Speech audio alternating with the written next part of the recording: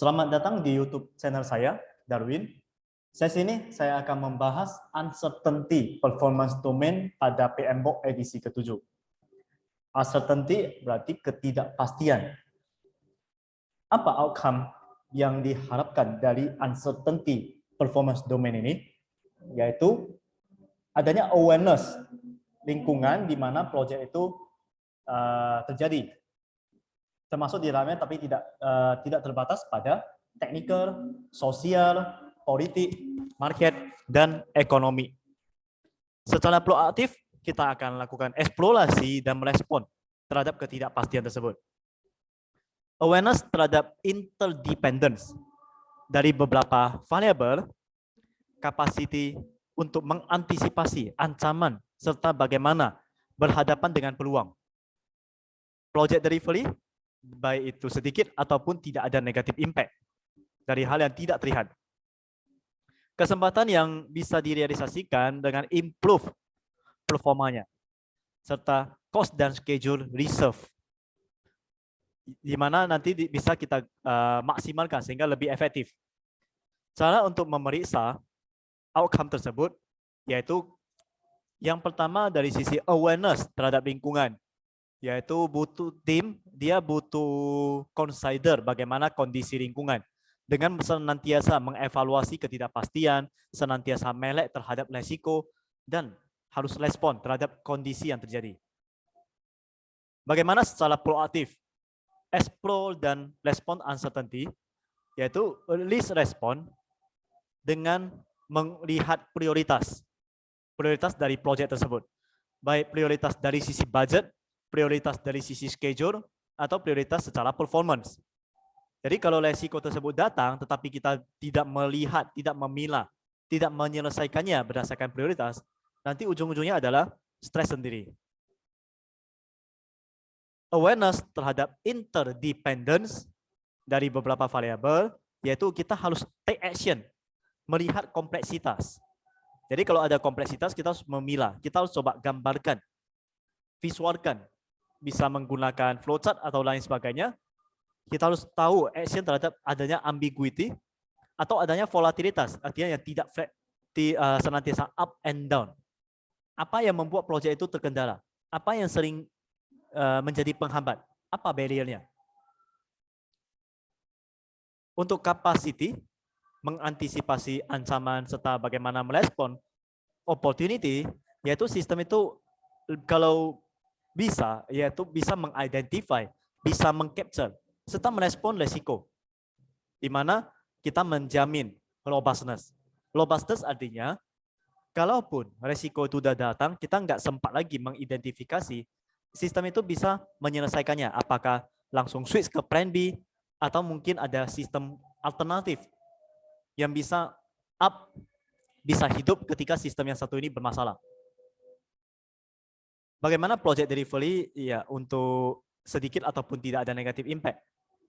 Nah, atau dengan kata lain, bagaimana cara kita merespon sesuatu hal yang tidak terlihat. Tentunya yang pertama yang harus jelas itu adalah masalah schedule. Schedule itu yang terlihat, tetapi banyak project manager atau mungkin team member yang kadang-kala tidak memandang, tidak mengindahkan schedule. Sehingga ketika udah mulai dekat schedule-nya, baru SKS, sistem kebut semalam. Nah, tentunya kalau dengan menggunakan SKS seperti demikian, impact-nya adalah masalah quality. Jadi budget termasuk di dalamnya masalah performa, itu harus kita antisipasi. Jadi harus ada threshold-nya, ada batasannya. Atau dengan kata lain, kalau setelah statistik kan ada standar deviasi. Nah, itulah. Jadi X plus minus delta S. Kita harus batasi. Kita lihat.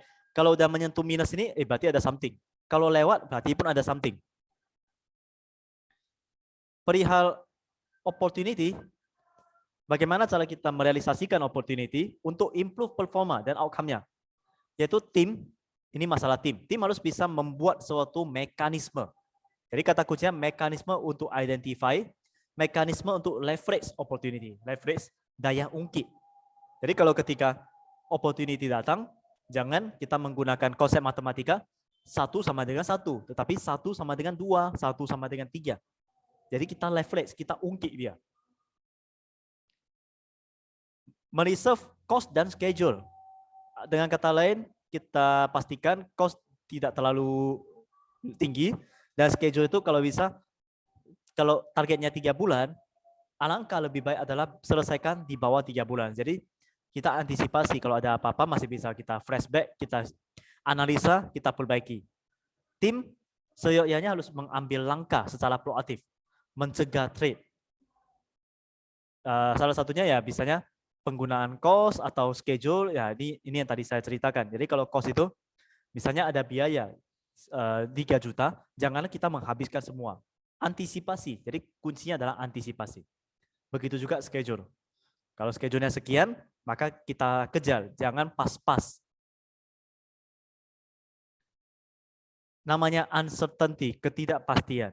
Ketidakpastian dia align dengan namanya perubahan. Kenapa ada perubahan dalam suatu proyek?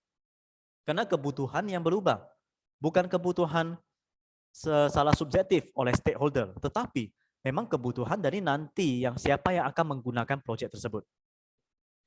Sehingga kalau untuk project manager ataupun team member supaya tidak shock ketika ada perubahan, makanya dibutuhkan komunikasi.